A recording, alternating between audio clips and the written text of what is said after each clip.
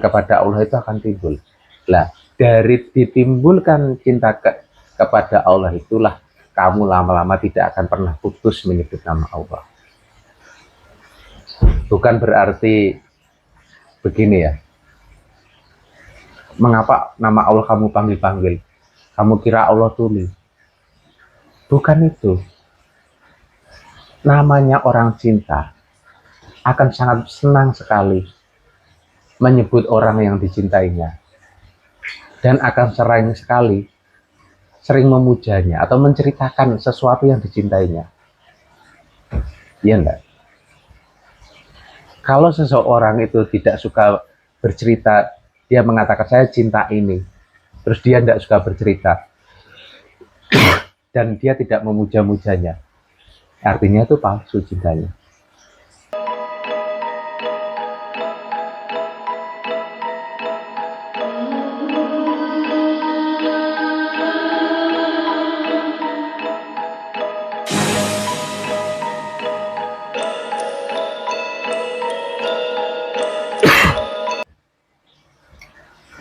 Di dalam kehidupan, sudahkah kamu itu pernah merenung? Sudahkah benar-benar cintamu kepada Tuhan? Kita mau bahas tentang ketuhanan ini, tentang cinta kepada Allah. Sudahkah kamu teliti penghambaanmu atau kecintaanmu kepada Allah itu benar-benar sejati, sudah atau belum?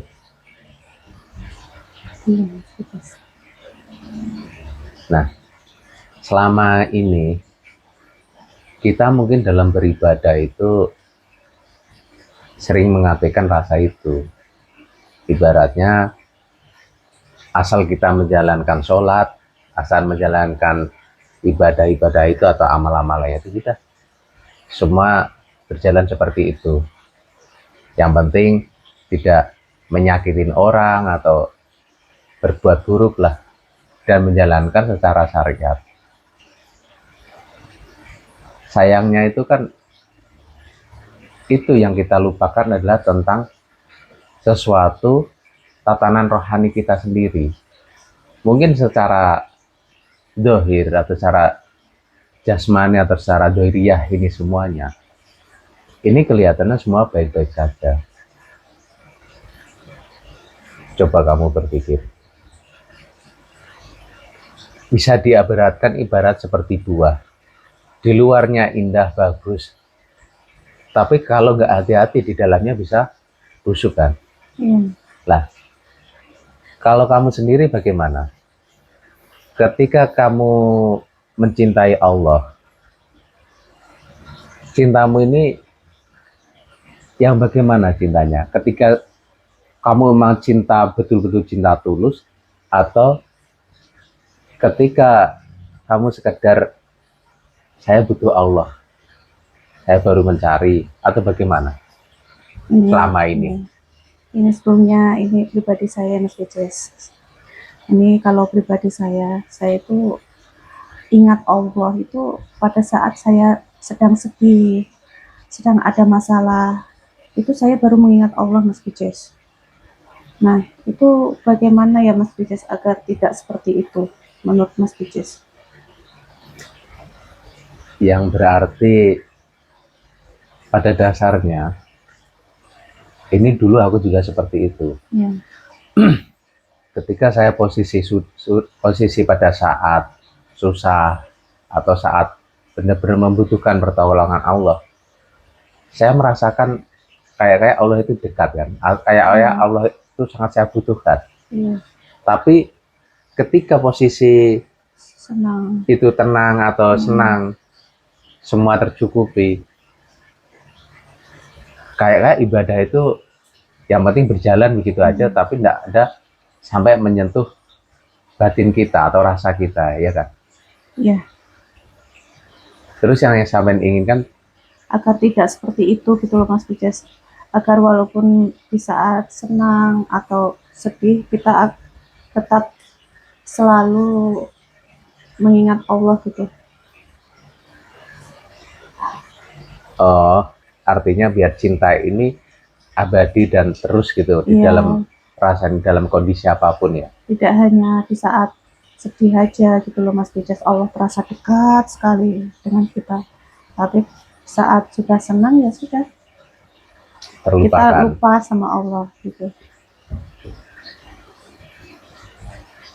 Yang saya dapatkan dari guru saya itu begini, untuk menimbulkan cinta, itu awal dari cinta itu adalah kebiasaan kita. Salah satunya adalah, kalau tentang ketuhanan itu adalah sering menyebut atau sering berpikir atau mengucapkan nama asma Allah itu sendiri dalam setiap saat, setiap waktu, setiap kondisi. Nah, di saat seseorang sering menyebut nama Allah, dan itu apalagi sembari ditanamkan di dalam hati,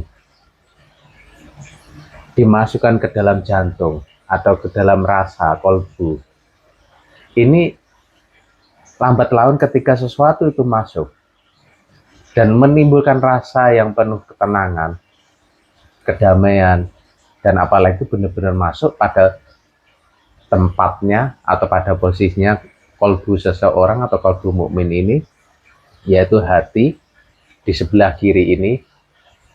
Nah, itu lama-lama rasa kecintaan itu akan bangkit tanpa sampai sadari. Kalau orang Jawa itu bahasanya tresno iku jalaran sangka kulino. Ketika engkau membiasakan menyebut-nyebut nama Allah terus dalam kondisi apapun,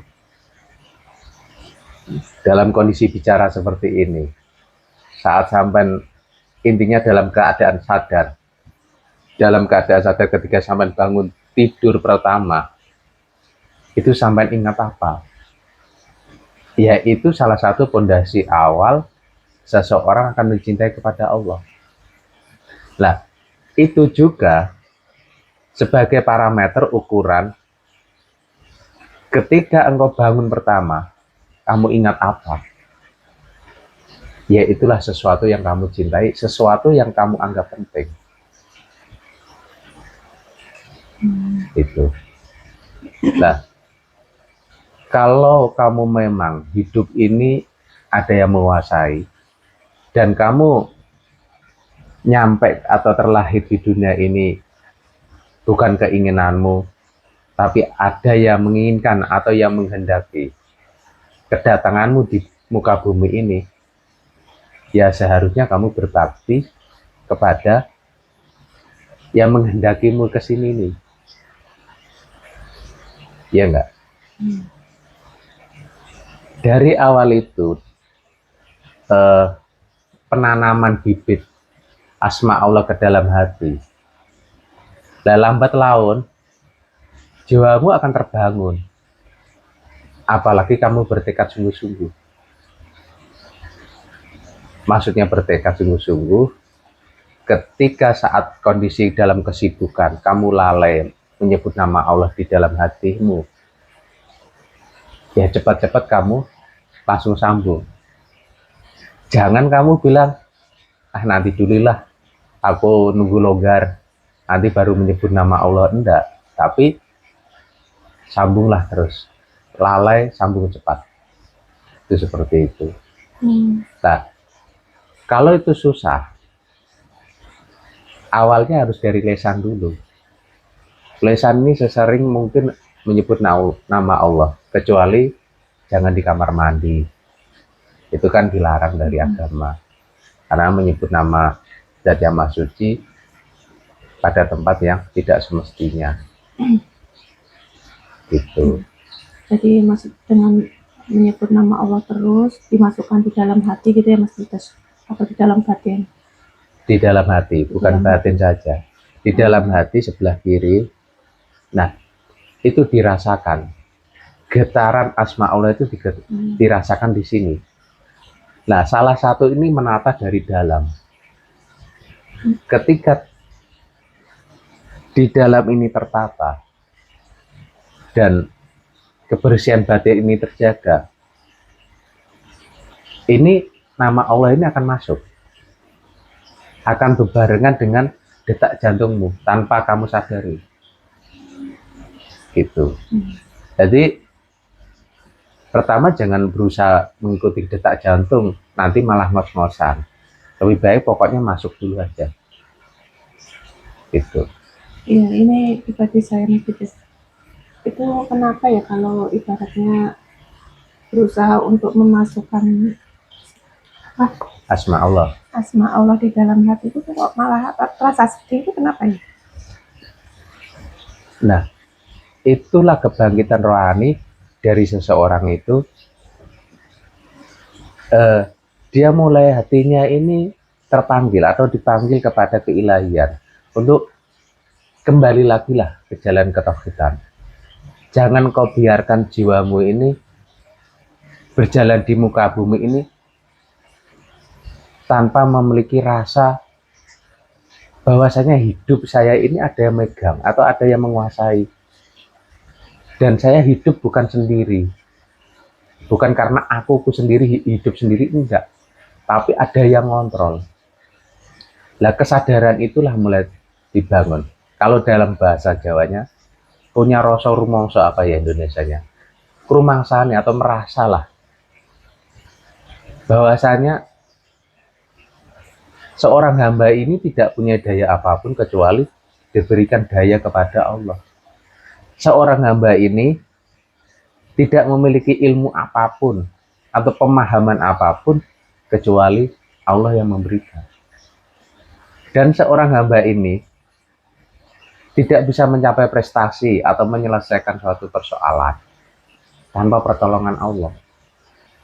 Lah, ketika seseorang sudah merasa betul la haula wala quwata ini lama-lama akan manjing juga, tertanam di dalam diri yang bukan sekedar kata lagi.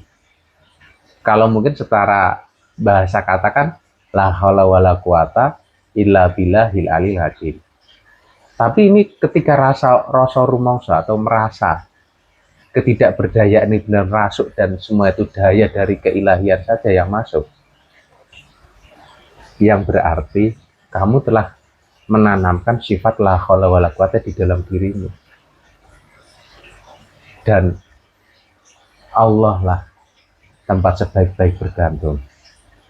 Dan Allah lah tempat sebaik-baik sebagai penolongmu, bukan yang lain. Lah, itulah nanti yang akan memurnikan ketauhidanmu kepada ketuhanan yang sejati. Gitu. Itu udah bagus. Nah, salah satu timbulnya perasaan tiba-tiba mau masukkan kok ada ternyuh. Lah itu loh. Artinya anugerah itu mulai dibuka. Anugerah kesejatian itu dibuka. Itu awal bisa dikatakan. Ada rasa rindu nanti. Ada rasa kecintaan kepada Allah itu akan timbul. Lah, dari ditimbulkan cinta kepada Allah itulah kamu lama-lama tidak akan pernah putus menyebut nama Allah. Bukan berarti begini ya. Mengapa nama Allah kamu panggil-panggil? Kamu kira Allah tuli? Bukan itu. Namanya orang cinta akan sangat senang sekali menyebut orang yang dicintainya. Dan akan sering memujanya atau menceritakan sesuatu yang dicintainya. Iya enggak? Kalau seseorang itu tidak suka bercerita, dia mengatakan saya cinta ini, terus dia tidak suka bercerita, dan dia tidak memuja-mujanya, artinya itu palsu cintanya. Kepada Allah itu akan timbul. Lah, dari ditimbulkan cinta kepada Allah itulah kamu lama-lama tidak akan pernah putus menyebut nama Allah. Bukan berarti begini ya. Mengapa nama Allah kamu panggil-panggil? Kamu kira Allah tuli? Bukan itu. Namanya orang cinta akan sangat senang sekali menyebut orang yang dicintainya, dan akan sering memujanya atau menceritakan sesuatu yang dicintainya. Iya enggak? Kalau seseorang itu tidak suka bercerita, dia mengatakan saya cinta ini, terus dia tidak suka bercerita, dan dia tidak memuja-mujanya, artinya itu palsu cintanya. Orang cinta, dia pun tidak akan menyadari, dia sangat senang menceritakan sesuatu yang dicintainya. Dan dia juga kadang tidak menyadari, dia memuja terus keindahannya, keluar biasaannya, kemahabesarannya. Dia memuja tanpa disadari. Itulah wujud cinta yang sejati. Gimana? Iya, kalau untuk saya memang belum bisa untuk terus selalu mengingat Allah ya Mas Pijes. Tapi ya